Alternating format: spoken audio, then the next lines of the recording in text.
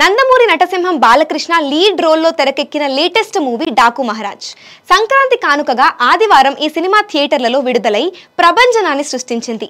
ఈ cinema heroine శ్రద్ధా శ్రీనాథ్ మీడియాతో మాట్లాడుతూ బాలకృష్ణను ఆకాశానికెత్తేసింది.